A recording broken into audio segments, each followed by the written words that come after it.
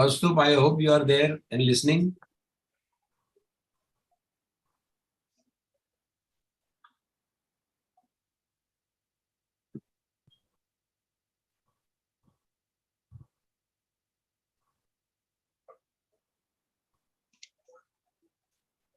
Hello, Priyamji. Good to see you.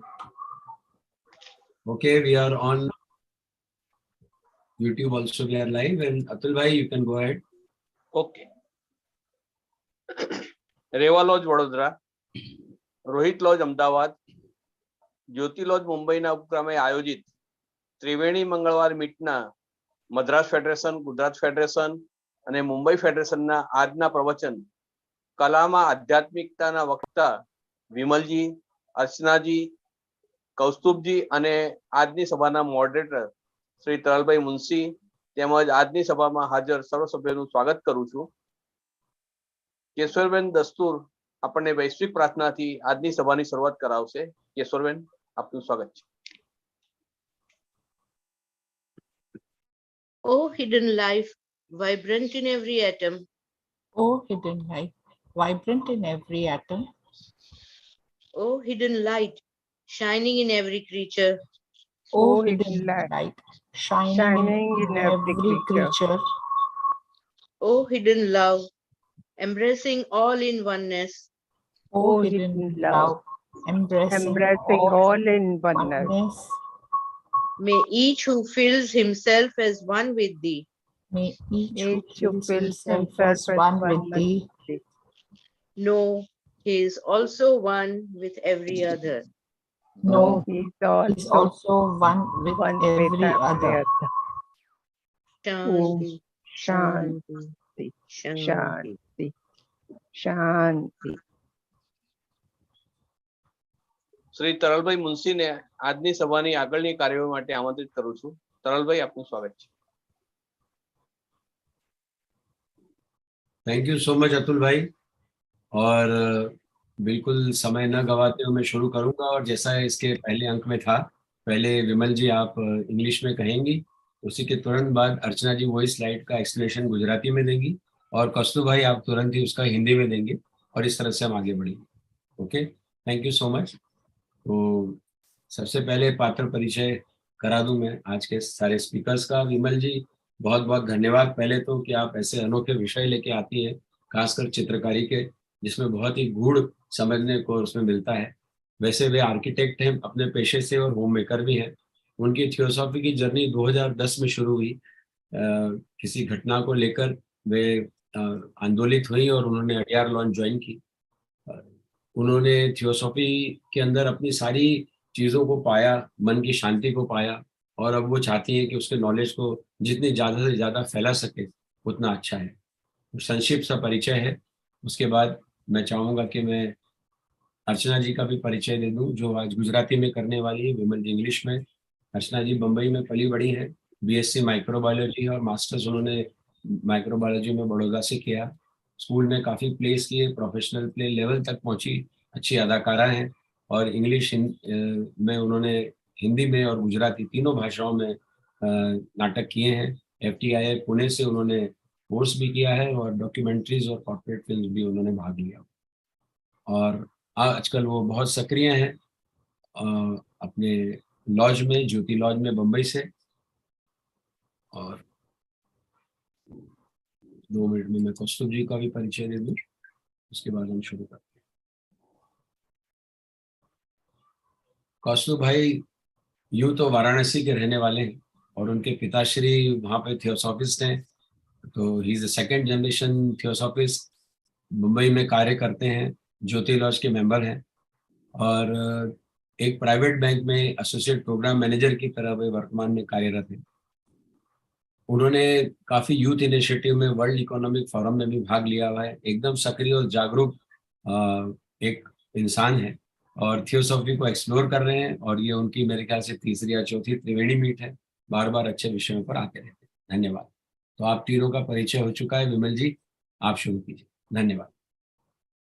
Yeah, I'll start with sharing my screen. Sure. Please forgive me, my video is coming very shaky because we have a poor connection today. So today we're going to start with Wassily Kandinsky's life, and it's called On the Spiritual in Art. Now, this was actually a book that he wrote, Wassily Kandinsky. વેસ્લી કન્ડિન્સ્કી દ્વારા કલા પર આધ્યાત્મિક કલામાં આધ્યાત્મિક પર આ એમની ચોપડીનું શીર્ષક હતું. એના પર આજે આપણે વાત કરશું. Hello. Yes, Kaustubh, go ahead. You can hear me, no? Fine. ठीक है. Yeah. आज हम दूसरे कलाकार वेस्ली कैंडिंस्की की ओर बढ़ने वाले हैं, जिनकी कला बहुत अलग है, लेकिन वह भी एक और कलाकार हैं जो अपने कला की ओर सचेत है. The artist is the hand, that which, by the appropriate use of such and such key, causes the human soul to vibrate. Wassily Kandinsky said this in his book On the Spiritual in Art, published in 1911. કલાકાર એ હાથ છે જે આવી અને આવી ચાવીનો ઉપયોગ યોગ્ય રીતે કરીને માનવના આત્માને સ્પંદન કરાવે છે. 1911માં પ્રકાશિત તેમના પુસ્તક on the spiritual in art માં વેસ્લી કેન્ડિન્સ્કીનું આ કહેવું છે. कलाकार वह हाथ है जो अमूक कुंजी के उचित प्रयोग से मानव आत्मा को स्पंदित करता है. 1911 में प्रकाशित अपनी book on the spiritual in art में वासिली कंडिन्स्की ने यह कहा था. Kandinsky is a well-known artist and called the father of abstract art in the world today. He was a pioneer in developing abstract art and one of the few Theosophists who made a huge impact in his field. Hence, his life study is very interesting to us. After all, after today, all of us may develop a greater respect and understanding of abstract art. કેન્ડિન્સ્કી એક પ્રખ્યાત કલાકાર છે અને આજે વિશ્વમાં abstract આર્ટના પિતા તરીકે ઓળખાય છે. તેઓ અમૂર્ત કલાના વિકાસમાં અગ્રણી હતા અને એવા થોડા થિયોસોફિસ્ટમાંના એક હતા જેમણે તેમના ક્ષેત્રમાં ભારે પ્રભાવ પાડ્યો હતો. તેથી તેમના જીવનનો અભ્યાસ આપણા માટે ખૂબ જ રસપ્રદ છે. આજ પછી આપણે બધા એબ્સ્ટ્રેક્ટ આર્ટ વિશે વધુ આદર અને સમજ વિકસાવી શકશું. कैंडिन्स्की एक प्रसिद्ध कलाकार हैं और उन्हें आज दुनिया में एब्स्ट्रैक्ट आर्ट यानी अमूर्त कला का जनक कहा जाता है. वे अमूर्त कला के विकास में अग्रणी थे और उन कुछ थियोसॉफिस्ट में से एक थे जिन्होंने अपने क्षेत्र में बड़ा प्रभाव डाला. इसलिए उनके जीवन अध्ययन हमारे लिए बहुत दिलचस्प है. आज के बाद हम सभी अमूर्त कला के प्रति अधिक सम्मान और समझ विकसित कर सकते हैं. विमल जी, if I may, the screen that you are sharing is not really visible and it's very faint, so Is visible. Please go ahead. Oh. The meeting is being recorded, so it is very clear. Don't worry. Go ahead. Thank you. Okay. Most of us are untrained in art. Most of us who are untrained in art look at abstract paintings and find them meaningless. But before Kandinsky came on stage, abstract art work was uncommon. Mostly artists painted from nature or mythology or humans. A few painted expressive art, but not abstract art. Even today, if we go to an art exhibition, most of us would admire finely painted, skillfully done art, but will be puzzled by abstract art. My first presentation in Triveni was on Roerik's works, which was undebatably beautiful. Today, I'm taking on a challenging job of showing you that there is beauty in abstract art as well. આપણામાંના મોટા ભાગના જેઓ આર્ટમાં અપ્રશિક્ષિત છે તે અમૂર્ત ચિત્રો જુએ છે ને એને તેને અર્થહીન લાગે છે. પરંતુ કેન્ડિન્સ્કી જ્યારે સ્ટેજ પર આવે તે પહેલા આ અમૂર્ત કાર્ય અસામાન્ય હતું. મોટે ભાગે કલાકારો પ્રકૃતિ અથવા પૌરાણિક કથાઓ અથવા માનવીનીઓમાંથી દોરતા હતા. થોડા પેઇન્ટેડ અભિવ્યક્ત કલા, પરંતુ અમૂર્ત કલા નથી. આજે પણ જો આપણે કોઈ આર્ટ એક્ઝિબિશનમાં જઈએ તો આપણામાંના મોટા ભાગના લોકો સુંદર પેઇન્ટેડ કુશળ રીતે બનાવેલી આર્ટની પ્રશંસા કરશું, પરંતુ એબ્સ્ટ્રેક્ટ આર્ટથી મૂંઝાઈ જશું. ત્રિવેણીમાં વિમલજીની પ્રથમ રજૂઆત રોરિકની કૃતિઓ પર હતી, જે અવિશ્વસનીય સુંદર હતી. આજે એમનું આ કહેવત છે, આ પડકારજનક કામ કરી રહ્યા છે કે જેથી આપણે એબ્સ્ટ્રેક્ટ કલા કે અમૂર્ત કલામાં પણ સુંદરતા જોઈ શકીએ. हम में से अधिकांश जो कला में अप्रशिक्षित हैं, अमूर्त चित्रों को देखते हैं और उन्हें अर्थहीन पाते हैं. लेकिन कैंडिंस्की के मंच पर आने से पहले अमूर्त कला असामान्य थी. ज्यादातर कलाकार प्रकृति या पौराणिक कथाओं या मनुष्यों के चित्र बनाते थे. कुछ अभिव्यंजक कला को चित्रित करते थे, लेकिन अमूर्त कला नहीं. आज भी अगर हम किसी कला प्रदर्शनी में जाते हैं तो हम में से अधिकांश लोग सूक्ष्म रूप से चित्रित कुशलता से की गई कला की प्रशंसा करेंगे, लेकिन अमूर्त कला को देखकर हैरान रह जाएंगे. त्रिवेणी मीट में विमल जी की पहली प्रस्तुति रोरिच के कृतियों पर आधारित थी, जो निर्विवाद रूप से सुंदर थी. आज उन्होंने आपको यह दिखाने का चुनौतीपूर्ण कार्य करने का प्रयास किया है कि अमूर्त कला में भी सौंदर्य है.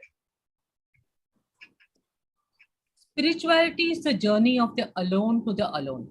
Now imagine you went to an art gallery, saw many landscapes, finely drawn still life, perfectly drafted human figures, and then came across a painting like the one shown here. One may first think, this person has gone away from the beaten track. Then he may think, but what has he drawn?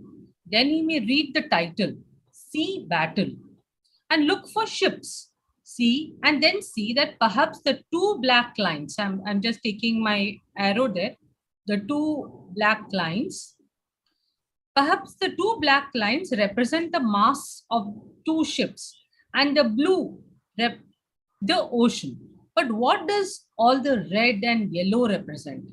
Then you may think that perhaps the red represents blood. After all, it's a sea battle. So perhaps the red represents blood, the orange, the blood on the ocean. So it represents the horror of battle.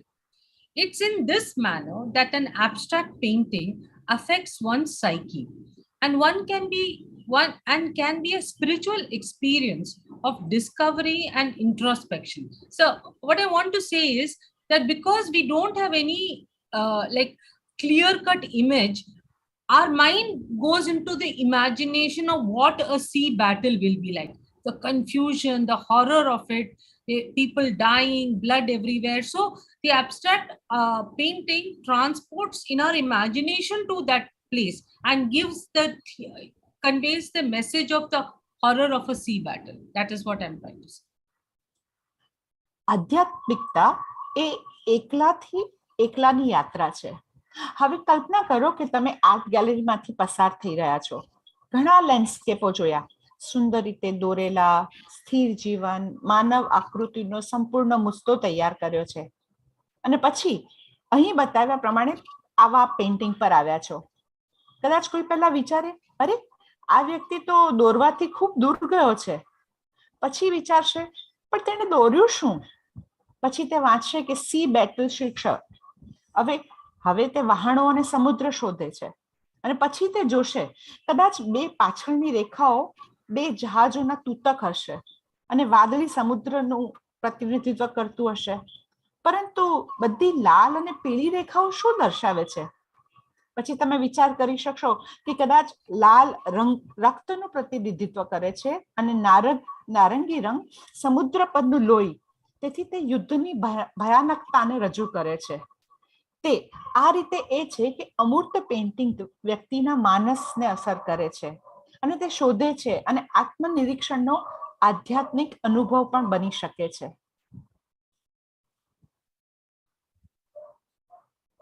आध्यात्म अकेले से अकेले की यात्रा है. आप कल्पना कीजिए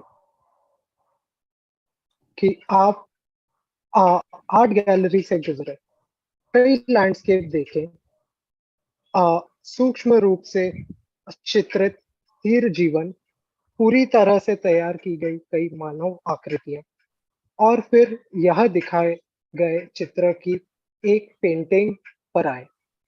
कोई पहले सोच सकता है, अरे यह आदमी पुरानी राह से अलग चला गया, और सोच सकता है लेकिन इसने यह क्या बनाया. फिर वह सी बैटल यह शीर्षक पढ़ सकता है और जहाजों, समुद्र, इन सब की तलाश कर सकता है. फिर वह देखेगा कि शायद दो पिछली पंक्तियां जो दिख रही हैं वो जहाजों के मकसूलों का प्रतिनिधित्व करती हैं, और समुद्र का नीला रंग दर्शा रहा है, समुद्र को नीला रंग दर्शा रहा है, लेकिन सभी लाल और फिर पीले रंग क्या दर्शाते हैं. तब आप सोच सकते हैं कि शायद लाल रक्त का प्रतिनिधित्व करता है, नारंगी समुद्र पर रक्त का, और इसलिए यह युद्ध की भयावहता का प्रतिनिधित्व करता है.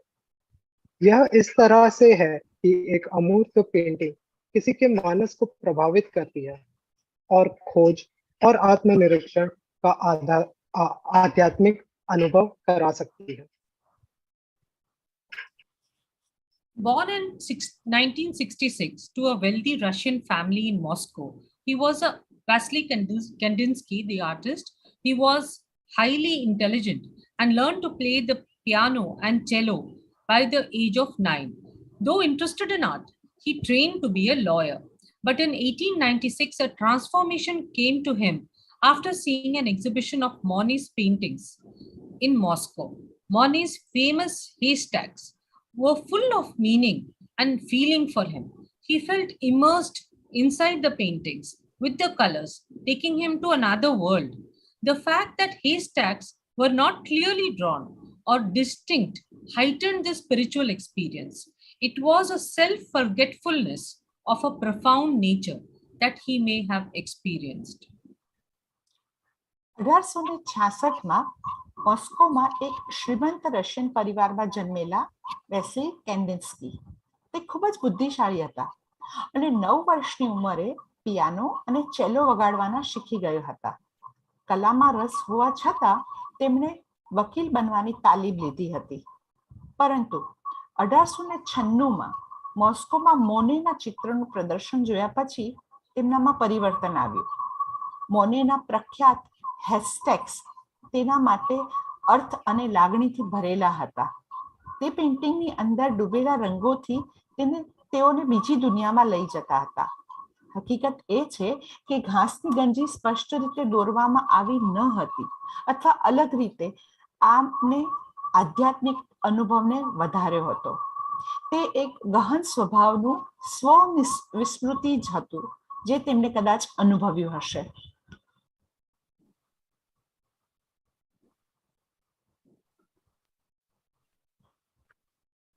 Kaustubh?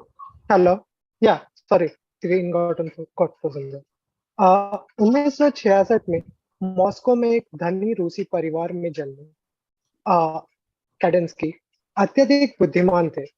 9 साल की उम्र तक पियानो और चेलो बजाना सीख गए थे. हालांकि कला में रुचि रखते थे, उन्होंने एक वकील बनने के लिए प्रशिक्षण ली. लेकिन 1896 में मॉस्को में मोने की चित्रों की एक प्रदर्शनी देखने के बाद उनमें एक बदलाव आया. मोने के प्रसिद्ध हेस्टैग्स उनके लिए अर्थ और भावनाओं से भरे हुए थे. उन्होंने रंगों के साथ चित्रों के अंदर डूबे होने को महसूस किया और ये चित्र उन्हें दूसरी दुनिया में ले गए. तथ्य यह है कि घास के ढेर स्पष्ट रूप से खींचे नहीं गए थे या अलग भी नहीं थे. फिर भी उन्होंने इस आध्यात्मिक अनुभव को बढ़ाया। यह एक गहन प्रकृति की आत्मविस्मृति थी जिसे उन्होंने अनुभव किया। Another reason for him to give up his successful law career at the age of 30 and turn to art was his experience when he attended a Wagner concert in Moscow. He says, I saw all my colors in my mind. They stood before my eyes. Wild, almost crazy lines were sketched in front of me. I did not dare use the expression that Wagner had painted my art musically. The sound of colors, as he described it, was so powerful that it drove him to abandon a law career to attend art school at the Munich Academy of Fine Arts in 1896. Throughout the art career, music continued to play an important role within a spiritual context. 30 વર્ષની ઉંમરે તેમની સફળ કાયદાકીય કારકિર્દી છોડી દેવાનું અને કલા તરફ વળવાનું તેમના માટેનું બીજું કારણ એ છે કે જ્યારે તેઓ મોસ્કોમાં વેગનર કોન્સર્ટમાં ગયા ત્યારે તેમને કંઈક અનુભવ થયો. એમના શબ્દોમાં, મેં મારા મનમાં મારા બધા રંગો જોયા. તેઓ મારી આંખની સામે ઊભા હતા. જંગલી, લગભગ ઉન્મત્ત રેખાઓ મારી સામે સ્કેચ કરવામાં આવી હતી. વેગનરે માય અવર એટલે મારો જ સમય સંગીતમય રીતે દોર્યો હતો. તેવા અભિવ્યક્તિનો ઉપયોગ કરવાની મારી હિંમત નહોતી. રંગોનો અવાજ, જેમ કે તેમણે તેનું વર્ણન કર્યું છે, તે એટલો શક્તિશાળી હતો કે 1996માં મ્યુનિક એકેડેમી ઓફ ફાઇન આર્ટ્સમાં આર્ટ સ્કૂલમાં હાજરી આપવા માટે કાયદાની કારકિર્દી તેમણે છોડી દીધી. સમગ્ર કલા કારકિર્દી દરમિયાન સંગીત એ મહત્વપૂર્ણ ભૂમિકા ભજવવાનું ચાલુ રાખ્યું તેમના આધ્યાત્મિક સંદર્ભમાં. 30 साल की उम्र में अपने सफल लॉ करियर को छोड़ने और कला की ओर मुड़ने का एक और कारण उनका अनुभव था जब उन्होंने मॉस्को में वैगनर कॉन्सर्ट में भाग लिया। मैंने अपने मन में सारे रंग देखे, वे मेरी आंखों के सामने खड़े थे।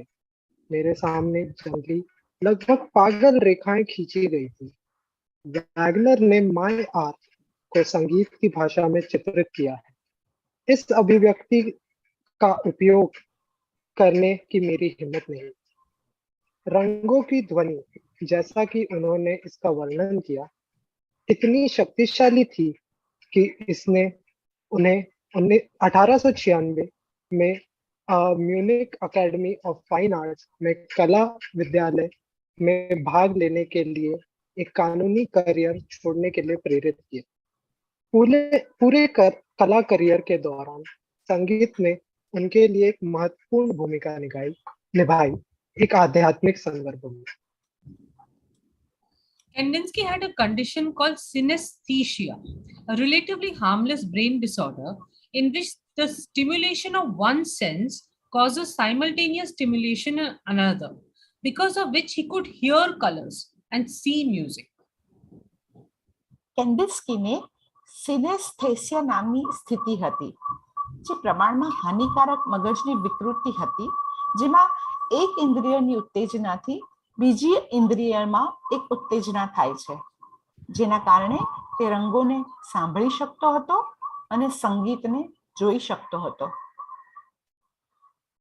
कैंडिंस्की को सिंथेसिया नामक एक विकार था, एक अपेक्षाकृत हानिकारक मस्तिष्क विकार जिसमें एक इंद्रिय की उत्तेजना दूसरे में एक साथ उत्तेजना का कारण बनती है, जिसकी वजह से वे रंगों को सुन और संगीत को देख सकते थे.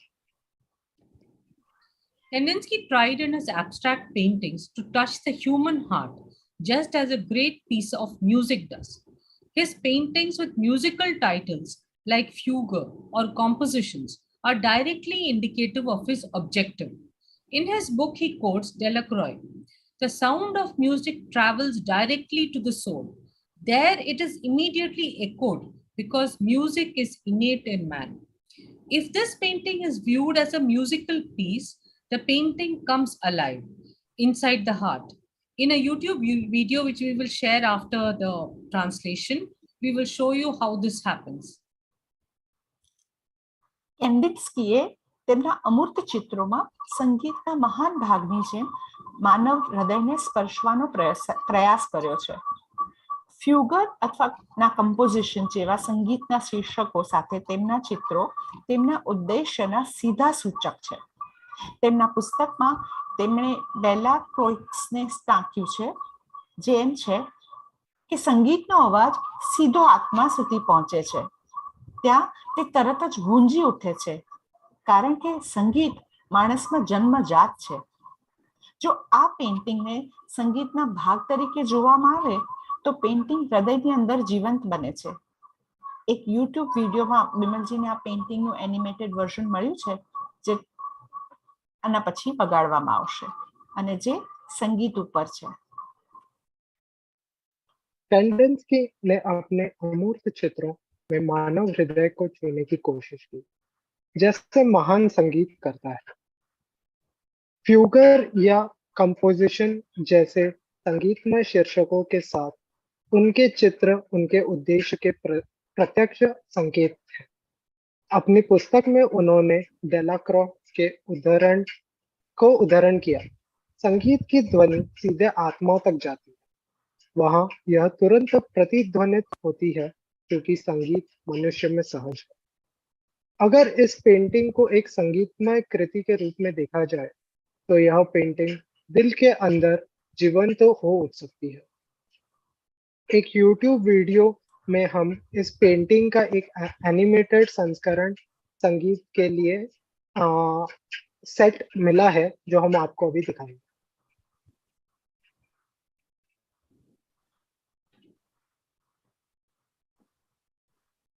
Taral ji, now.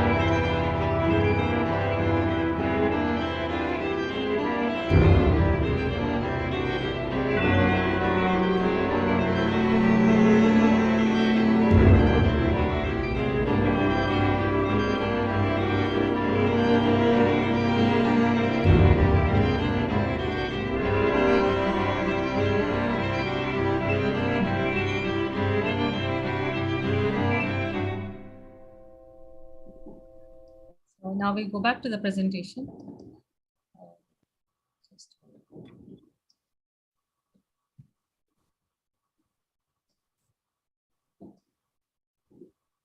So before we go ahead, we need to create a background of Kandinsky's frame of mind. Only then we can understand.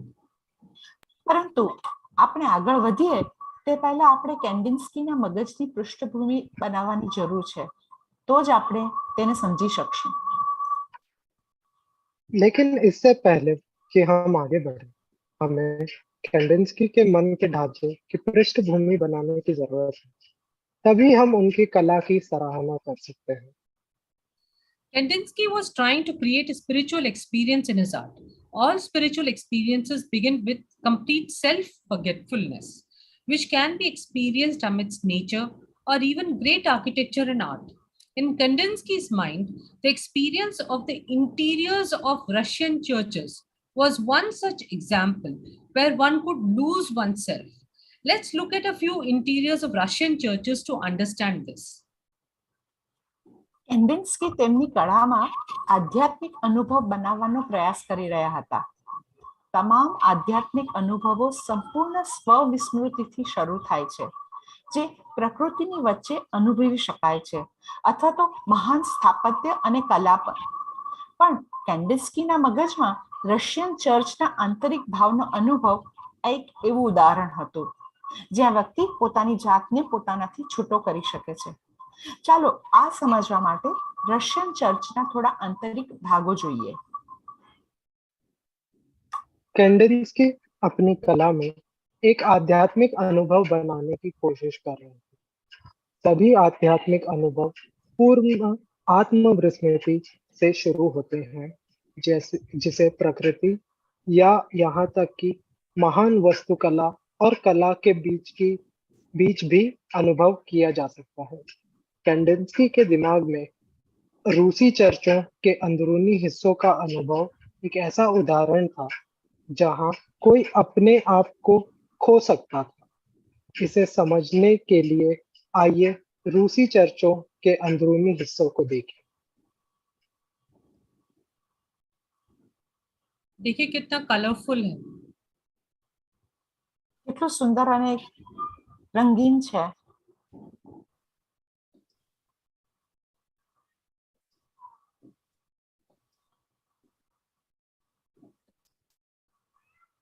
बहुत ही सुंदर है और खूबसूरत. Yes.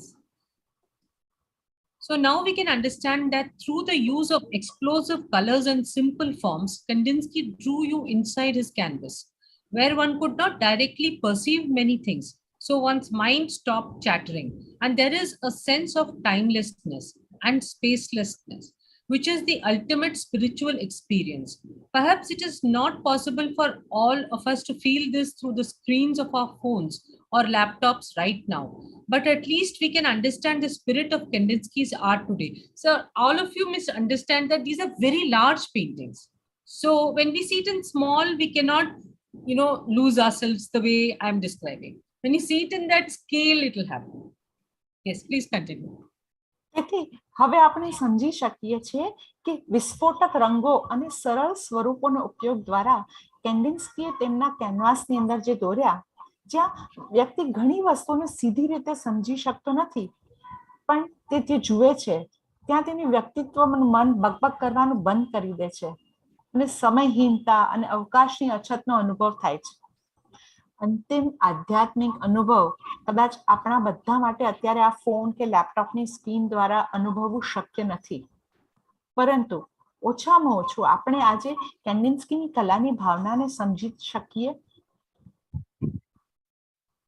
तो अब हम समझ सकते हैं कि विस्फोटक रंगों और सरल रूपों के उपयोग के माध्यम से कैंडिंस्की ने आपको अपने कैनवस के अंदर खींच लिया, जहां कोई सीधे तौर पर कई चीजों को नहीं देख सकता.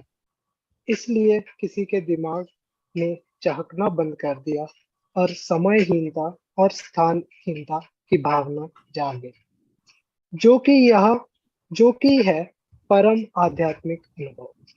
शायद अभी हम सभी के लिए अपने फोन या लैपटॉप स्क्रीन के माध्यम से इसे महसूस करना संभव नहीं है, लेकिन कम से कम आज हम कैंडिंस्की की कला की भावना को समझ सकते हैं. Could Kandinsky have been seeing the astral forms of music?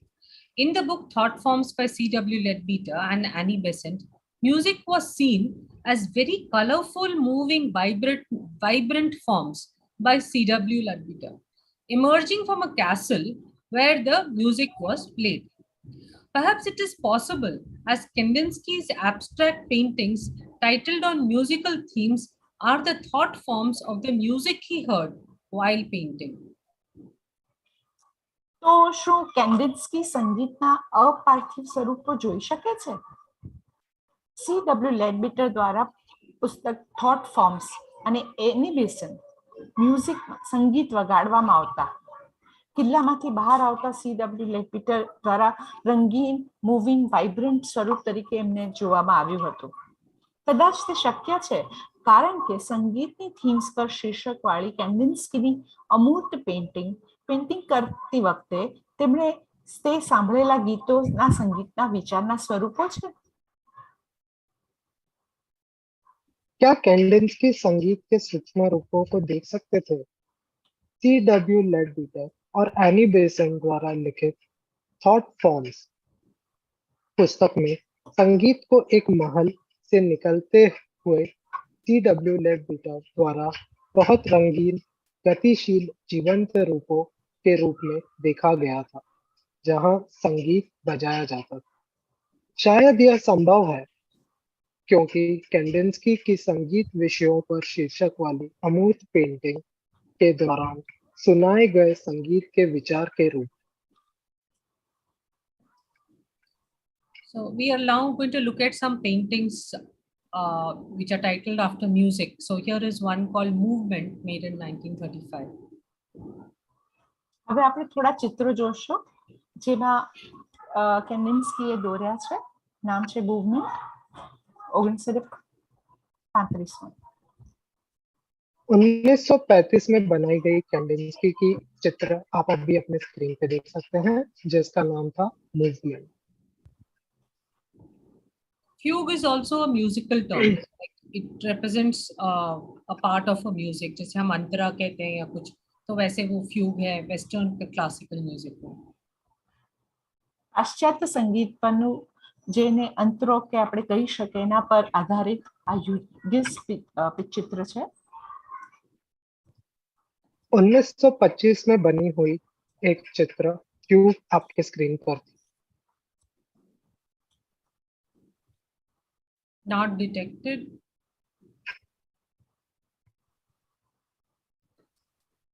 So now let's look at his history. So from Impressionism to abstract art. But Kandinsky didn't always paint like this. In fact, he did very different works initially. In Europe, there was a new trend called Impressionism being developed by many artists. In his initial years, Kandinsky too was inspired by this trend in art and produced many impressionistic paintings.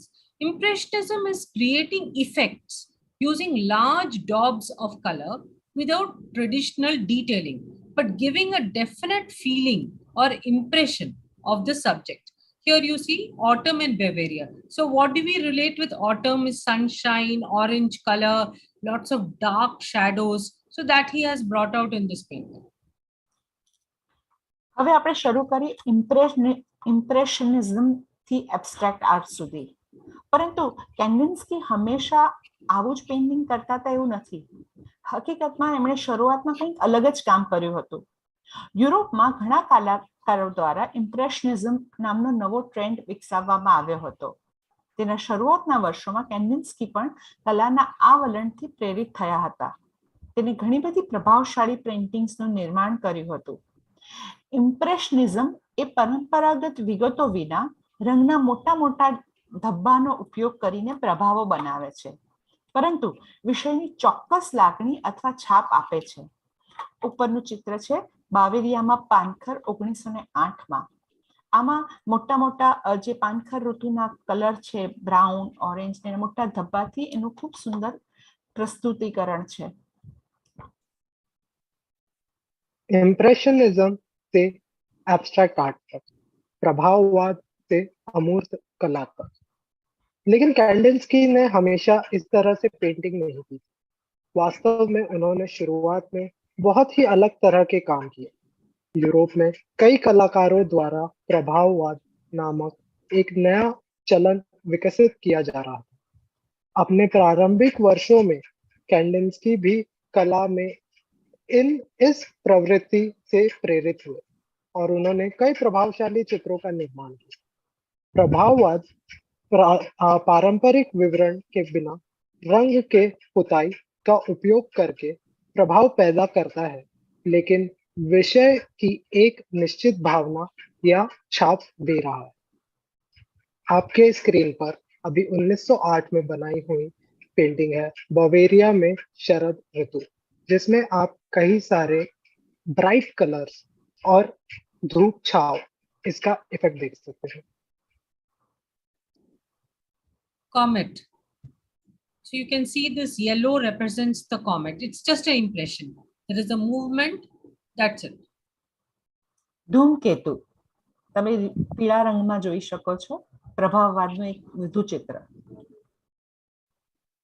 1900 की painting धूमकेतु, जिसमें आप पीले रंग से बनाए गए यह धूमकेतु को प्रदर्शित कर रहा है।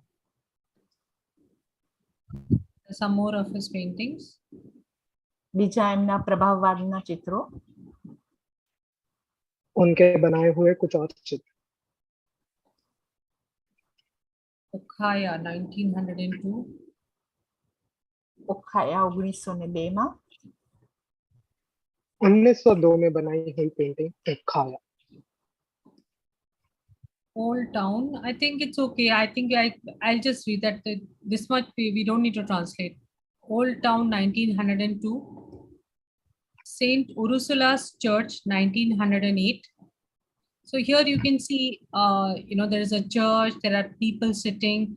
That is impressionism, but no detailing. There seems to be flowers.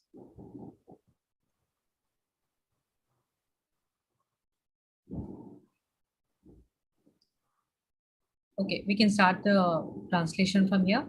Russian influence. In the initial years, his paintings showed an influence of Russian folk art also.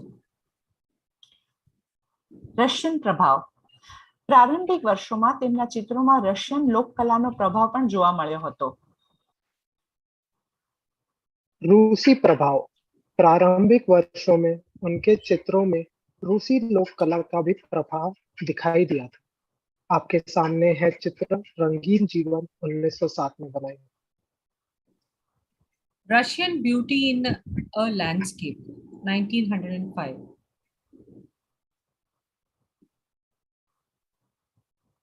So this Russian technique is of putting dots and dashes. Now he'll explain what was that. This is Volga Song 1906. Kandinsky said that in my use of dots and dashes, I was trying to portray the musical side of Russia. કેન્ડિન્સ્કીએ કહ્યું કે બિંદુઓ અને નાની રેખાઓ, dash, નાની બાદબાકી જેવું ચિહ્ન, બિંદુઓ અને નાની રેખાઓના મારા ઉપયોગમાં હું રશિયાની સંગીતની બાજુને ચિત્રિત કરવાનો પ્રયાસ કરી રહ્યો હતો। कैंडिंस्की ने कहा था, मेरे डॉट्स और डैश के उपयोग में मैं रूस के संगीत पक्ष को चित्रित करने की कोशिश कर रहा था। आपके स्क्रीन में है 1906 में बनाई हुई painting couple riding. Walled City in Autumn 1902. So you can see एक दीवार दिख रही है, that's all, और कुछ नहीं। Abstract Expressionism. Now this is another form that he explored. Impressionism के बाद it was Abstract Expressionism. But slowly he started moving towards Abstract Expressionism. He published a book in 1911 called On the Spiritual and Art, where he discusses his ideas on art and theosophy and mentions H.P. Blavatsky and her book Key to Theosophy. This book is still read as a masterpiece on understanding forms and colors. In the book, he describes how colors depict emotions, like blue depicts spirituality. Let's look at some more points from this book. હવે અમૂર્ત અભિવ્યક્તિવાદ. ધીમે ધીમે તે અમૂર્ત અભિવ્યક્તિવાદ તરફ આગળ વધવા लाग्यो। 1911 માં on the spiritual in art નામનું એક પુસ્તક પ્રકાશિત કર્યું, જ્યાં તેમણે કલા અને થિયોસોફી પરના તેમના વિચારોની ચર્ચા કરી અને એચપી બ્લાવત્સ્કીના તેમના પુસ્તક કી ટુ થિયોસોફીનો ઉલ્લેખ કર્યો। આ પુસ્તક હજુ પણ સ્વરૂપો અને રંગો સમજવાની શ્રેષ્ઠ કૃતિ તરીકે વાંચવામાં આવે છે। પુસ્તકમાં તેમણે વર્ણન કર્યું છે કે કેવી રીતે રંગો લાગણીઓનું નિરૂપણ કરે છે, જેમ કે વાદળી આધ્યાત્મિકતા દર્શાવે છે। હવે આપણે પુસ્તકમાંથી કેટલાક વધુ મુદ્દાઓ જોશું। अमूर्त अभिव्यक्तिवाद, एब्स्ट्रैक्ट एक्सप्रेशनिज्म। लेकिन धीरे धीरे वह अमूर्त अभिव्यक्तिवाद की ओर बढ़ने लगे थे। उन्होंने 1911 में on the spiritual in art नामक एक पुस्तक प्रकाशित की, जहां उन्होंने कला और थियोसॉफी पर अपने विचारों पर चर्चा की और एचपी ब्लेवेत्स्की और उनकी पुस्तक की टू थियोसॉफी का उल्लेख किया। यह पुस्तक आज भी रूपों और रंगों को समझने की उत्कृष्ट कृति के रूप में पढ़ी जाती है। पुस्तक में उन्होंने वर्णन किया है कि कैसे रंग भावनाओं को दर्शाते हैं, जैसे नीला आध्यात्मिकता को दर्शाता है। आइए किताब के कुछ और बातों पर नजर डालते हैं। आपके स्क्रीन पर जो चित्र है वह है 1909 का Murmu garden. How can color influence the soul? Kandinsky discusses color in depth in his book on spiritual and art. Some excerpts. For example, warm earthly colors. Here you have sort of light red, that is which is a warm, but it is light. And here it's warm, but it is dark. Now, warm colors seem to be approaching us. If you see this spiral, it looks like it is coming towards us. But cool colors are more heavenly. Warm colors are earthly. Cool colors are heavenly. They are light. They make you feel like the atmosphere is cool, whereas warm colors make you feel there is heat and warmth. So cool colors, you have cool light colors like light green here and purple over here, and they seem to go away from us. રંગ આત્માને કેવી રીતે પ્રભાવિત કરી શકે છે? કેન્ડિન્સ્કીએ તેમના પુસ્તક ઓન ધ સ્પિરિચ્યુઅલ ઇન આર્ટમાં રંગની ઊંડાણપૂર્વક ચર્ચા કરી છે. કેટલાક અવતરણો જોઈએ. અહીં આપણને દેખાય છે હુંફાળા ધરતીના રંગો, જાણે કે ગરમ હુંફાળા પ્રકાશ જે આછા છે, ગરમ શ્યામ જે ઘટ્ટ છે, બહારની તરફ ગરમ સર્પાકાર એવું છે, આપણને એમ લાગે છે કે આપણા સંપર્ક કરતા હોય એમ લાગે છે. કુલ એટલે ઠંડા, સ્વર્ગીય, ઠંડા આછા છે, ઠંડા ઘટ્ટ છે. અંદરની તરફ સર્પાકાર વળતો એવું લાગે છે કે આપણાથી दूर થતા જાય છે. रंग आत्मा को कैसे प्रभावित कर सकता है? कैंडिंस्की ने अपनी किताब on the spiritual in art में कुछ अंशों में रंग की गहराई से चर्चा की है। जैसे आप अभी आपके स्क्रीन पर देख सकते हैं, वार्म कलर्स, गरम कलर्स सांसारिकता को प्रकाशित करते हैं।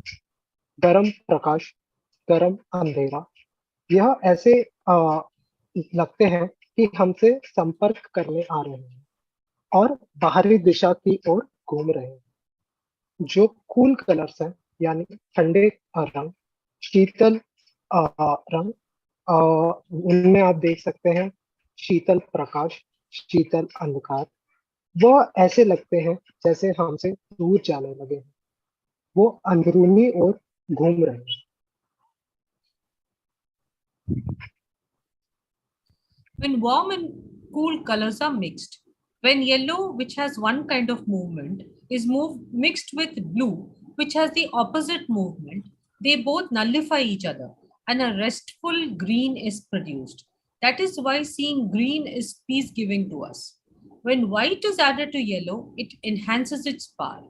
When black is added to blue, it also enhances its power. When black and white are mixed, the gray produced is dull and energyless.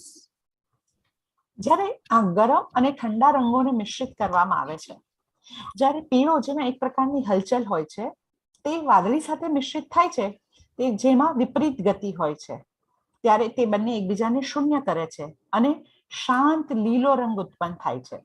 તેથી જ લીલો રંગ જોવાથી આપણને શાંતિ મળે છે. જ્યારે સફેદને પીળામાં ઉમેરવામાં આવે છે તો તે તેની શક્તિ વધારે છે, અને જ્યારે કાળાને વાદળીમાં ઉમેરવામાં આવે છે ત્યારે તે પણ તેની શક્તિને વધારે છે. પણ જ્યારે કાળો અને સફેદ મિશ્ર કરવામાં આવે છે ત્યારે ઉત્પન્ન થયેલ ગ્રે નીરસ અને ઉર્જા ઓછી હોય છે. अब हम देखेंगे क्या होता है जब गर्म और ठंडे रंगों को मिलाया जाता है। जब पीले रंग को, जिसमें एक प्रकार की गति होती है, नीले रंग के साथ मिलाया जाता है जिसमें विपरीत गति होती है, तो वे दोनों एक दूसरे को निष्प्रभावी कर देते हैं और एक विश्राम पूर्ण हरा रंग उत्पन्न होता है। इसलिए हरा रंग देखने के बाद हमें शांतिदायक महसूस होता है। जब पीले रंग में सफेद मिलाया जाता है तो उसकी शक्ति बढ़ जाती है, और जब नीले रंग में काला मिला दिया जाता है तो उसकी भी शक्ति बढ़ जाती है। लेकिन जब काले और सफेद को मिलाया जाता है तो उत्पन्न होने वाला कलर ग्रे, सुस्त और ऊर्जा रहित होता है। White and black. White is pregnant with possibilities, complete harmony, silence, profound pause, joy, life. Black, silence of death, least harmony of all, as all colors will stand out, grief, death. Similarly, Kandinsky discusses many shades of colors and their effect on us. સફેદ અને કાળો. શ્વેત સંભાવના સાથે ગર્ભિત છે, સંપૂર્ણ સંવાદિતા, મૌન, ગહન વિરામ, આનંદ, જીવન. જ્યારે કાળું મૃત્યુનું મૌન, બધામાં ઓછી સંવાદિતા, કારણ કે બધા રંગો અલગ હશે, દુઃખ, મૃત્યુ. આમ આ રીતે કેન્ડિન્સ્કી રંગોના ઘણા બધા શેડ્સ ને આપણા પર તેની અસરની ચર્ચા કરે છે. सफेद और काला. सफेद संभावनाओं से भरा हुआ, पूर्ण सामंजस्य, मौन, गहरा विराम, आनंद, जीवन. जबकि काला मौत का सन्नाटा, कम से कम सद्भाव, सभी रंगों के रूप में बाहर खड़ा, शोक, मृत्यु. इसी तरह कैंडिन्स्की रंगों के कई रंग और हम पर उनके प्रभाव की चर्चा करते हैं. He also talks about humanity being a stratified triangle, with a multitude forming the broad lower section and each smaller section being more evolved, with the apex having the lone supremely evolved being. And the artists in each section have to help the multitude push themselves to the next higher level. That is the great role of an artist, to touch the human spirit for reaching the highest possible in him. Whether the artist is a painter, a sculptor, a writer, a musician, or a dancer. તેઓ માનવતાના એક સ્તરીકૃત ત્રિકોણ હોવા વિશે પણ વાત કરે છે, જેમાં વિશાળ નીચલા વિભાગની રચના થાય છે અને દરેક નાનો વિભાગ વધુ વિકસિત થાય છે, જેમાં सर्वोच्च એકલો સર્વોચ્ચ રીતે વિકસિત હોય છે અને દરેક વિભાગના કલાકારોને ભીડને પોતાને આગળ ધકેલવામાં મદદ કરવાની હોય છે. ઉચ્ચ સ્તર પર જે કલાકારની મહાન ભૂમિકા છે, તેનામાં શક્ય સર્વોચ્ચ સુધી પહોંચવા માટે તેને માનવ ભાવનાને સ્પર્શ કરવો છે. પછી કલાકાર ભલે કોઈ ચિત્રકાર હોય, શિલ્પકાર હોય, લેખક હોય, સંગીતકાર હોય કે નૃત્યકાર હોય. वह मानवता के एक स्तरीकृत त्रिभुज होने की बात करते हैं, जिसमें व्यापक निचले खंड और प्रत्येक छोटे खंड का गठन होता है और अधिक विकसित होता है. शीर्ष के साथ अकेला सर्वोच्च रूप से विकसित होता है और प्रत्येक खंड में कलाकारों को भीड़ को खुद को आगे बढ़ाने में मदद करनी होती है. उच्च स्तर जो एक कलाकार की महान भूमिका है, उसमें उच्चतम संभव तक पहुंचने के लिए मानव आत्मा को छूने के लिए, चाहे कलाकार चित्रकार हो, मूर्तिकार हो, लेखक हो, संगीतकार हो या नर्तक हो. आपके स्क्रीन पे जैसे आप देख सकते हैं, यहाँ पे प्रदर्शित किया हुआ है प्रत्येक खंड में एक कलाकार. नीचे से ऊपर तक वह क्रम है, कम विकसित भी, थोड़ा बेहतर विकसित, अधिक विकसित, अकेला अत्यधिक विकसित हो.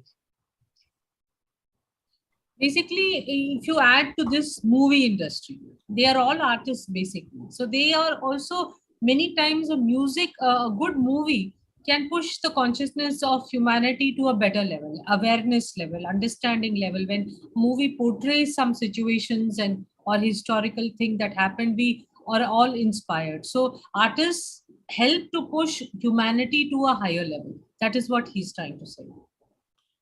અહીંયા વિમલજી કેમ કહેવું છે કે દાખલા તરીકે કોઈ પણ એક ફિલ્મ હોય, તે ફિલ્મ પૂર્ણપણે જો ખૂબ જ સુંદર રીતે બનાવવામાં હોય તો તે આપણા મનોવિચાર પર પણ એનો પ્રભાવ પડી શકે છે. એમાં સંગીત પણ હોય છે, એમાં બીજી બીજી કલાઓ પણ હોય છે. એટલે ટૂંકમાં દરેક એક જે તમારી સામે જે ત્રિકોણ દેખાયો છે એમાં જેમ લખ્યું છે કે નીચે એકલા અત્યંત વિકસિત અસ્તિત્વ માટે દરેક સેગમેન્ટમાં કલાકારો હોય છે. કોઈક વધુ વિકસિત હોય છે, કોઈ વધારે સારી રીતે વિકસિત હોય છે, ક્યાંક કોઈક થોડા ઓછા હોય છે. એટલે ટૂંકમાં એક ફિલ્મનું ઉદાહરણ આપીને વિમલજી એમ સમજાવવા માંગે છે કે દરેક સ્તર પર દરેક કલાકારનો એક એક નિશ્ચિત ભાગ હોય છે. यहाँ विमल जी कहना चाहते थे कि जैसे आपने कोई मूवी या चित्र देखा हो तो उसमें प्रत्येक कलाकार इस त्रिकोण के किसी एक भाग को दर्शाता होगा और वो कम विकसित से ज्यादा विकसित होते होते वहां पे प्रदर्शित होगा.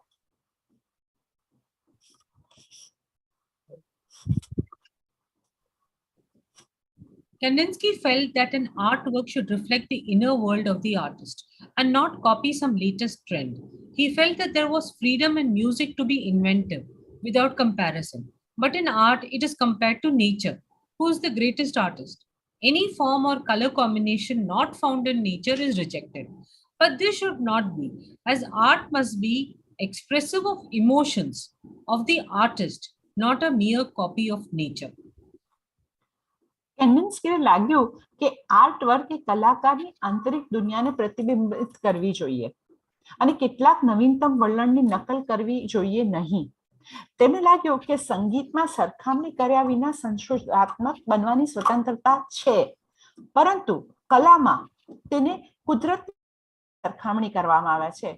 જે મહાન કલાકાર છે, કુદરત તો મહાન કલાકાર છે, એની સરખામણી સાથે ન હોય.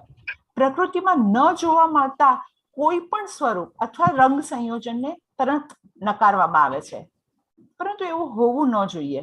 કળા એ કલાકારની લાગણીઓને વ્યક્ત કરતી હોવી જોઈએ. તે માત્ર પ્રકૃતિની નકલ નથી. कैंडिंस्की ने महसूस किया कि एक कलाकृति को कलाकार की आंतरिक दुनिया को प्रतिबिंबित करना चाहिए और कुछ नवीनतम प्रकृति की नकल नहीं करनी चाहिए. उन्होंने महसूस किया कि संगीत के बिना किसी तुलना के आविष्कारशील होने की स्वतंत्रता थी, लेकिन कला में इसकी तुलना प्रकृति से की जाती है, जो कि सबसे बड़ा कलाकार है. प्रकृति में नहीं पाया जाने वाला कोई भी रूप या रंग संयोजन खारिज कर दिया जाता है, लेकिन ऐसा नहीं होना चाहिए, क्योंकि कला को कलाकार की भावनाओं को अभिव्यक्त करना चाहिए, न कि प्रकृति की नकल मात्र. Anything less than expressing one's true self would not only undermine one's artistic merit, but it would also be spiritually harmful to the artist. Furthermore, true artists should be prepared to be misunderstood throughout their lifetimes. This is a picture of the cow. So I'll just show you. This is the head of the cow here. And this is the body, the hump. કોઈના સાચા સ્વભાવને વ્યક્ત કરતા ઓછું કંઈ પણ વ્યક્તિની કલાત્મક યોગ્યતાને નુકસાન પહોંચાડશે નહીં, પરંતુ તે કલાકાર માટે આધ્યાત્મિક રીતે હાનિકારક પણ છે. વધુમાં સાચા કલાકારોએ તેમના જીવનકાળ દરમિયાન ગેરસમજ થવા માટે તૈયાર રહેવું જોઈએ. અહીં એક ગાયનું ચિત્ર છે. I'm just so sorry. I think I've explained that wrongly. The head is over here. This is the body, and this is a girl over here. I'm so sorry. And this is the tail, exactly opposite side. Yeah, tail over here. Sorry.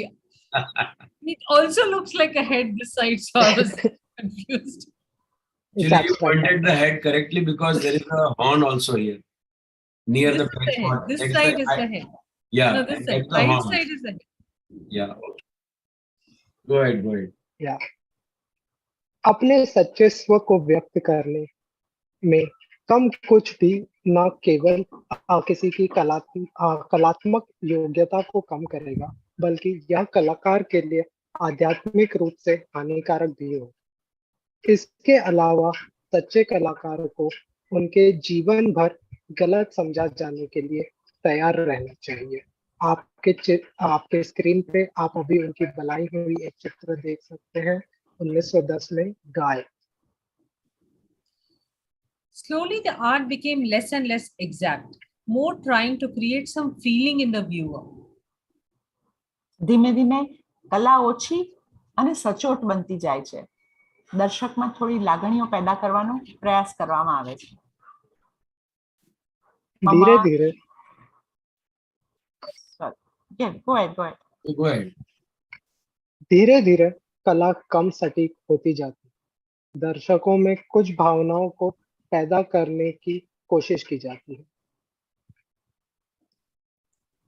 Red Wall Destiny, 1908. I think something to do with some Russian invasion that took place. तो इसमें Moscow के वो जो famous onion shape domes that is being shown.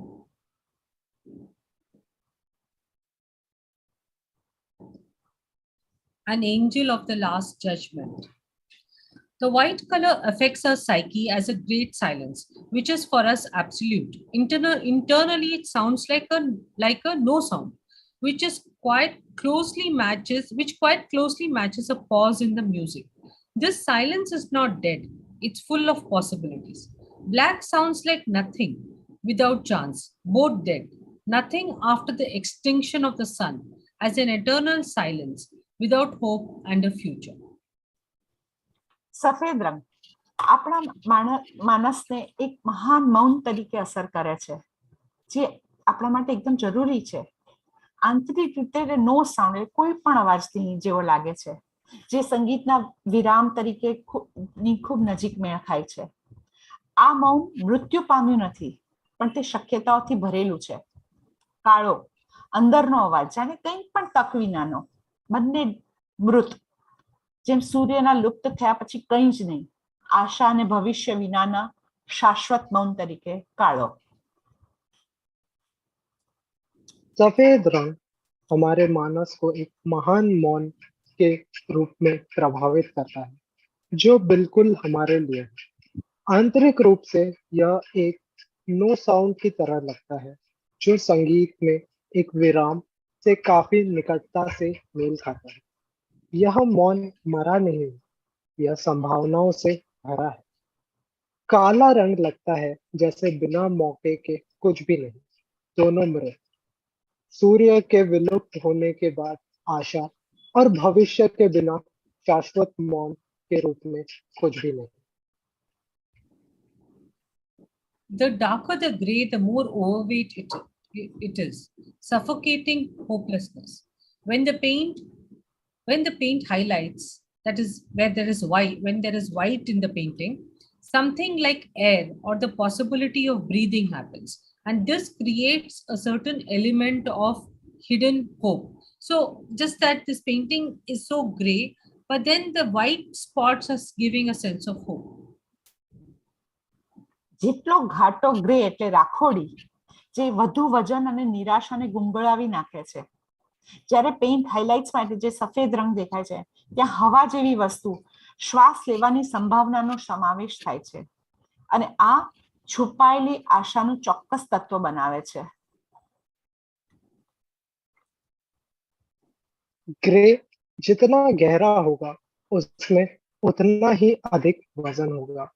निराशा का दम घुट रहा है. जब पेंट हाइलाइट यहाँ पे सफेद को भी मानकर हवा की तरह कुछ शामिल होता है, वहां सांस लेने की संभावना होती है. यहाँ ग्रे के बीच में जो सफेद रंग आप देख पा रहे हैं, वो एक आशा का प्रतीक है. वह एक छिपी आशा का निश्चित तत्व बताया गया.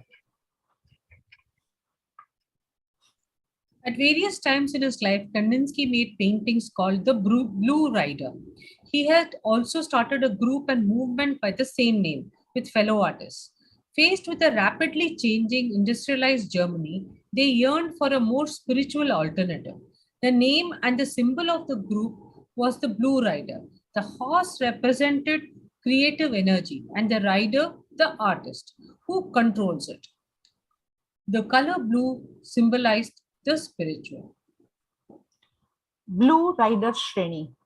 કેન્ડિન્સ્કીએ તેમના જીવનના વિવિધ સમયે ધ બ્લુ રાઇડર નામના ચિત્રો બનાવ્યા. તેણે સાથી કલાકારો સાથે આ જ નામથી એક જૂથ અને ચળવળ પણ શરૂ કરી હતી.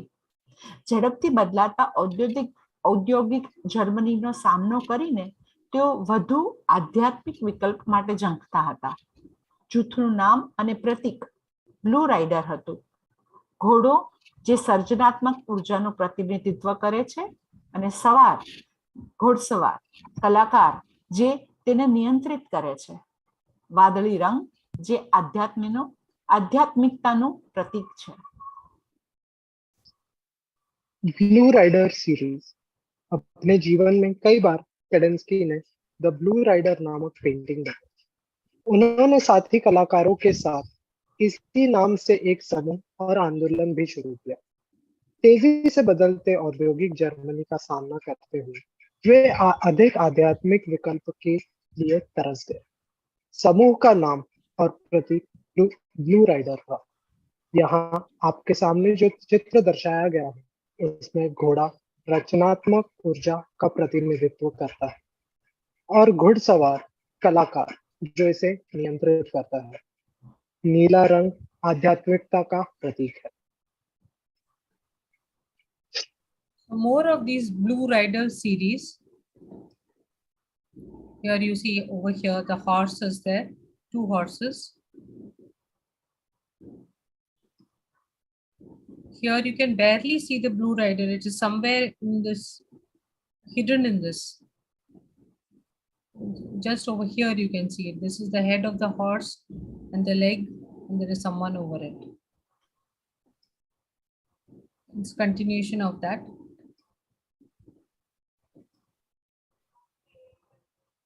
So they're all abstract and very large and immersive paintings. One looks at it, one has to stay looking at it for a while. So that's it. We come to the end of it, and thank you so much for wonderful translation. I was so happy to see perfect translation, and I'm also learning little Gujarati and Hindi in this whole bargain.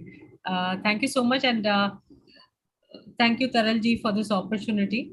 Now I do notice there is a question. Well, I'm not an expert in Sailendra Nath ji has asked the question. Thank you for the question, sir. The question is, Kandinsky is called the father of abstract art, we come to know. My query is whether his abstract art is the source of cubism or developed later from his creativity. One more thing, is his art a fusion of sound and color in his spiritual journey? Did Kandinsky ever keep away from expressionistic school of painting? Okay, so 3 questions. It was possibly a source of cubism, but cubism has come later. It is a later date thing, and I'm forgetting the artist who was a cubist right now, very famous, but he was also a theosophist. In fact, cubism also was connected to theosophy. It was inspired by theosophy, and cubism has got it is a kind of what is it? It follows the Fibonacci sequence. That's how that the lines are drawn. I'm forgetting the very famous cubist artist. Maybe you remember.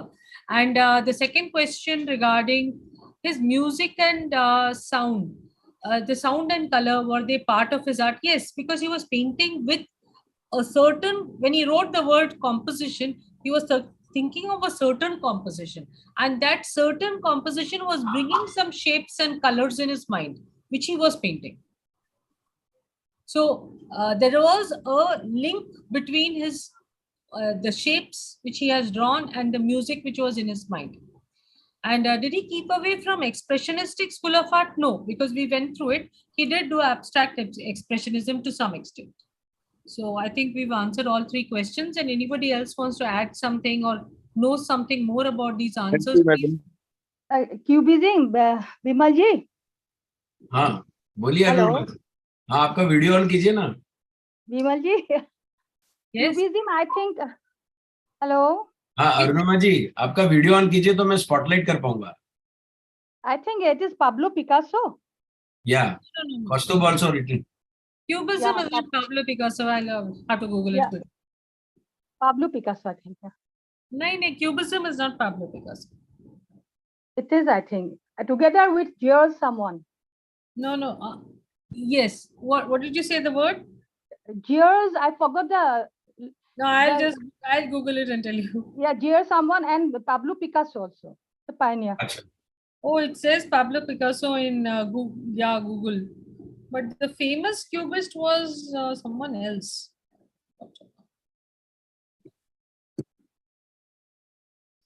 Anyway, anybody else has any other questions? बहुत ही बेहतरीन रहा और मजा आ गया जिस तरह के चित्र थे। प्रियम जी आप यहाँ हैं, कुछ कहना चाह रही हूँ? Mondrian.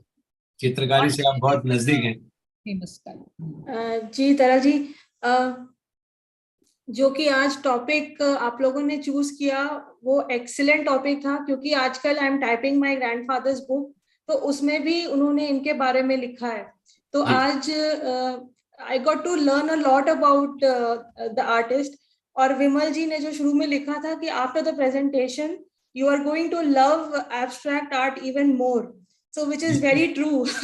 I couldn't have imagined the sound, how he converted the colors into music, my god, and I couldn't have imagined those black lines as ships. So thank you for explaining so well, and thank you for going into detail, like एक painting का आपने जो उनका बताया और जो उनका style था, जो colours, thank you so much, I enjoyed a lot. Thank you for being with us. और कोई कुछ कहना चाहता हो? अर्चना जी, कौस्तुभ जी, आपने ट्रांसलेशन किया लेकिन कहीं कुछ और दृश्य देखने में आया हो तो आप शेयर कर सकते हैं। मैं ये पूछना चाहती हूँ आप सबसे कि are you convinced for abstract painting? की थोड़ा सा डाउट है यार, कुछ तो बनाया है, बकवास सा ही लग रहा है। कुछ डाउट है कि लग रहा है कि नहीं है कुछ? Yeah, we can. This is the first time that I am convinced with abstract painting. Acha, okay. Well, I had my different idea about abstract painting because I could not understand the psyche or whatever the artist is doing, giving the reason, because science teaches you to think with the reason. So now in hindsight, I think I can relate to some of the things which as being an artist also, you try to study the character. Yeah. So to identify the character, you need some science. So I think abstract art is now hopefully is going to help me to understand the science and the psyche, I guess, of not even that person, but me also, because the red color for me will be my interpretation, my perseverance of the situation. So in a way, it is going to be a very self-discovering journey for me. So thank you so much, and I'm so blessed. I got a different point of view. Thank you so much. Yeah, Kaustubh. हाँ कौस्तुभ, आपके बाद मैं कुछ share करता हूँ, बोलिए। I would like to say I don't think he had a disorder. I would consider him to be having a superpower instead. क्योंकि I would love to have that quality to be able to hear colors and see songs. So that was first. And again, thanks to Vimal ji. Again, like the last meeting, this one also had a great surprise element. Love that YouTube video. If you could share the link with everyone, that would be great. Yeah, I just want I think to say one thing. See, the importance of Kandinsky's this whole creative journey of starting abstract art, you must understand. Today there is abstract art everywhere. You have on your phone screens, you have on cloth, you have on even buildings, the way they make the lines and the use colors. In the walls, we have abstract art. Everywhere you see around you, you will see abstract art is there. Less, I mean, there's also nature, there is also all that, but people like this abstract art. Jisme koi image nahi hai. Why they like it? Because it helps them to calm down. It helps calming down. So a lot of that is why his role in art is very important. Artists जो famous हो जाते हैं ना, who are they? They are ones who started a new trend. Totally नया चीज उन्होंने किया जो पहले कभी किसी और ने नहीं किया. So that is why Kandinsky is a huge name in the world art. Yes. उतना ही नाम है जितना पिकासो का है, जितना वैन गॉग का है, उतना ही कंडिंस्की का नाम. शिंदे जी आए हैं, कुछ कहना चाह रहे हैं, उसके बाद फिर मैं भी एक दो शब्द कहना चाह रहा हूँ. शिंदे जी आ गए. हाँ जी. Yes, sir. My laptop is hanged. I don't know how, but I am speaking from the mobile now. Mobile, yes, I could guess it. So there are many. I must congratulate today Vimalji's explanation. Very nice, and she has helped us to raise ourselves to the abstract world. There are many abstract paintings of beauty, modern abstract paintings, canvas paintings, woman abstract paintings, especially Radha Krishna paintings, ideas painting, social canvas also is there, and spiritual experiences are expressed there, especially the curved linear art, intuitional wall art. So when the heart is contained, when we are peaceful, the mind gains insight, mind gains clarity, mind gains some wisdom. And this is what they explain impressionism to abstract expression through art. This is what we understand. And the word abstract is subjective after all, and that withdraws us from the vehicles of consciousness and puts into something, a field which is common to every human perception. And that takes place and gives the peace to one who really sees those abstract. I am also interested to look into such art. And many times I send messages with some captions, because that I feel looking at those pictures or images of WhatsApp, I get some insight, and that I try to express it and connect it. This is what I can say. All abstract is beyond mental. It is all higher mental, pointing towards unity. They are especially the shapes, colors, forms, as Vimalaji said. They have something effect on our consciousness.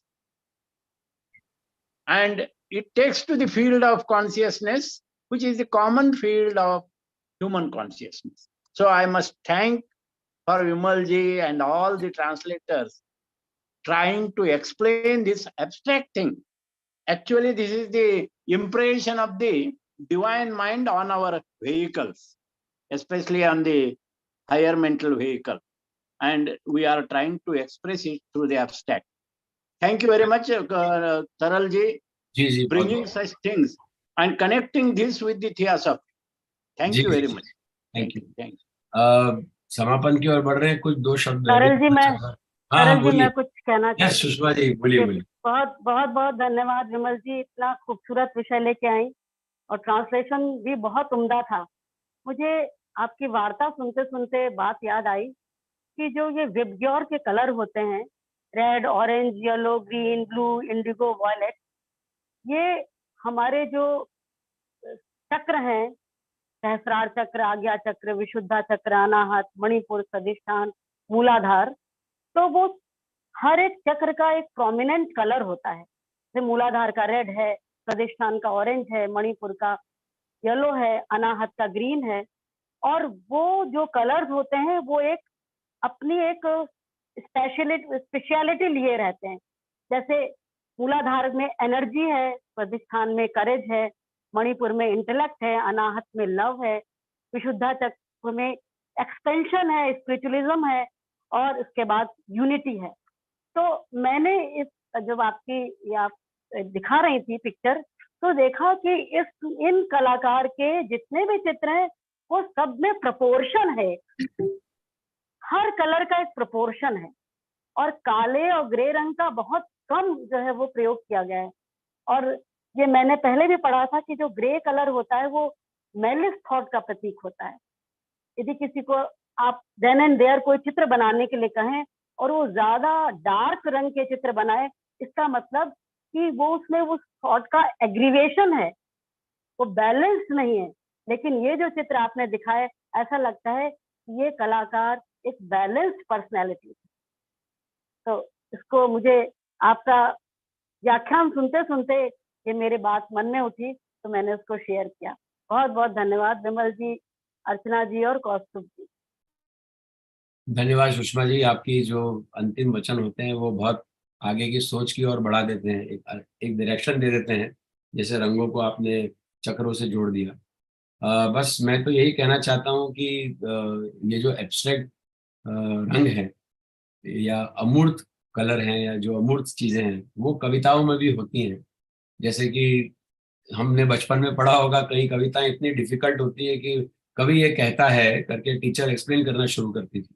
तो मेरे ख्याल से विमल जी, आपको अगला ऐसा करना चाहिए कि आप 3-3, 4-4 अलग अलग लोगों की एब्स्ट्रैक्ट पेंटिंग लें और उस पेंटिंग का आराम से अर्थ खोजें। भले अभी तक वैसे भी मई तक डेट नहीं है अपनी त्रिवेणी की, तो मई महीने में एक डेट सिलेक्ट करें जिसमें आप जितने भी अभी तक हमने कलाकार त्रिवेणी में लिए हैं और किसी और को पढ़ सकते हो, प्रियम जी की भी हेल्प ले सकते हैं कि उन सबके एक अमूर्त चित्र को आप इकट्ठा करें, एब्स्ट्रैक्ट पेंटिंग को, और 2-2, 3-3 पेंटिंग की वाकई में एक व्याख्या करें कि किसने किस रंग को किस रूप में वो किया है।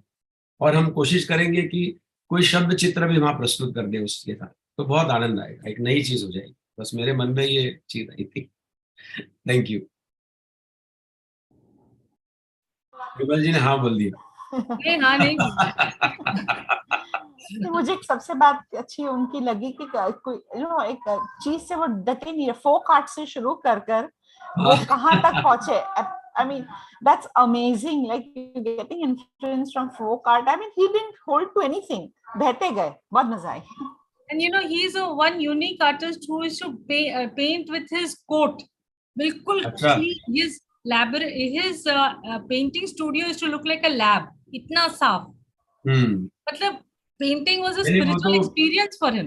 ऐसे नहीं कि गंदे शंदे होके जैसे आर्टिस्ट होते हैं, वैसे नहीं। वो समझा जा सकता है। जो वीडियो हमने देखा उसके अंदर अगर आप ध्यान से पूरे स्क्रीन पे देखो, जो मैं देख रहा था, तो मुझे ऐसा लगा कि मैं अंदर पहुंच गया और मेरे आसपास से चीजें निकल रही थी, सारे शेप्स निकल रहे थे मेरे पास से। तो चलिए अब हम अंतिम दौर की ओर हैं। हर्षवर्धन जी, 1-8 मिनट में आप कुछ कहना चाहते हैं? अब अभी जुड़े, उसके बाद मुझे वाराणसी की ट्रेन पकड़ना है। हाँ, वो सही बात है। वी आर गोइंग देयर जी, तो कहिए। और फिर इनकी सब बातों को रहिएगा। हाँ, बड़ा मजा आया। वैसे एब्स्ट्रैक्ट फॉर्म को कई तरह से आज व्यक्त किया जाता है। अब मॉडर्निटी जो होती है पेंटिंग्स में, जो मॉडर्न पेंटिंग्स भी कहते हैं, उसमें भी एब्स्ट्रैक्ट फॉर्म्स बहुत आ गए हैं।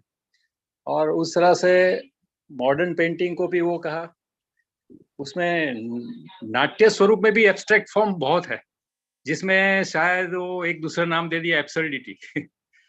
तो वो कई तरह से जब ये बातें हो रही थी तो मेरे दिमाग में वही बातें चल रही थी। कभी कभी जो चीजें नहीं समझ में आती उसको आप क्यों एब्सर्ड कहते हैं? वो तो एब्स्ट्रैक्ट फॉर्म है, जो फॉर्म हमें जिंदगी के सही रास्ते पर ले जाता है, यानी that is the mysterious way of learning certain things. तो abstract is the mysterious form. और सीक्रेट डॉक्ट्रिन को पढ़ते पढ़ते ये एब्स्ट्रैक्ट फॉर्म्स का इतना सारा हमारे दिमाग में ख्याल आ जाता है कि we go beyond that abstract form.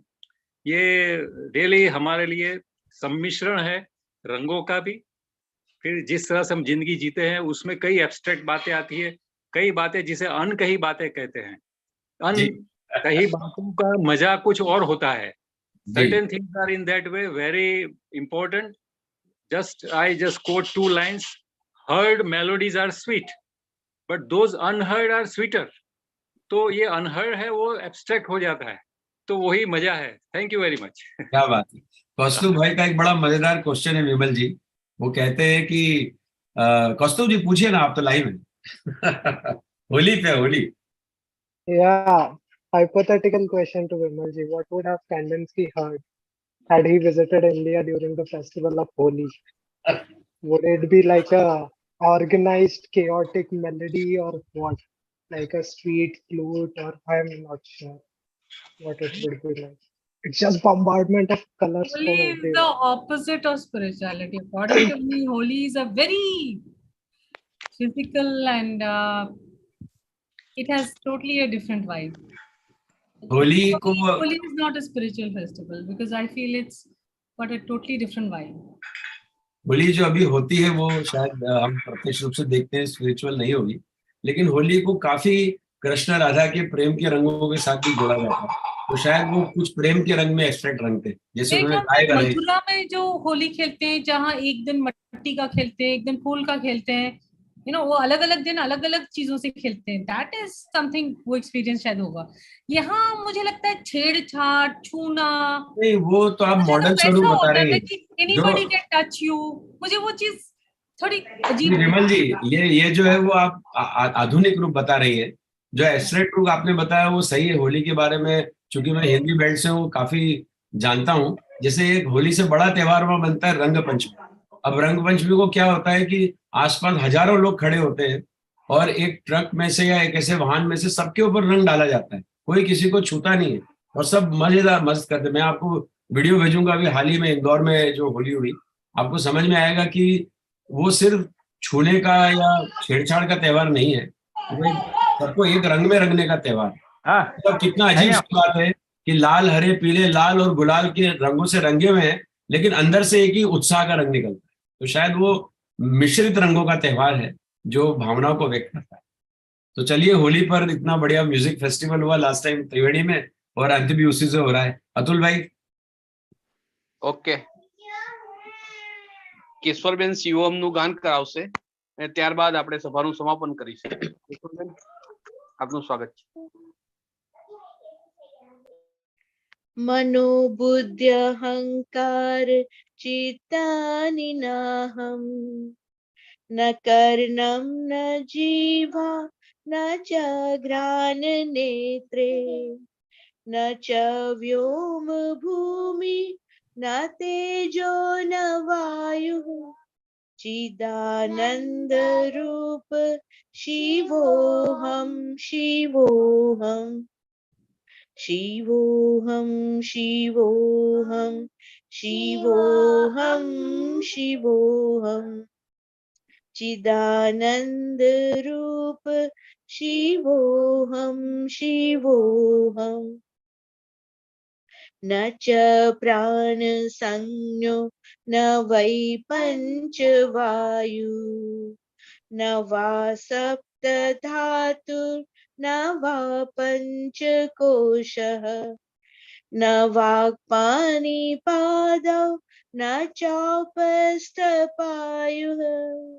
चिदानंद रूप शिवोऽहं शिवोऽहं शिवोऽहं शिवोऽहं शिवोऽहं शिवोऽहं चिदानंद रूप शिवोऽहं शिवोऽहं न मे द्वेष रागौ न मे लोभ मोहौ, मदो नैव मे नैव मत्सर्य भावः, न धर्मो न चार्थो न कामो न मोक्षः, चिदानंद रूप शिवोऽहं शिवोऽहं शिवोऽहं शिवोऽहं शिवोऽहं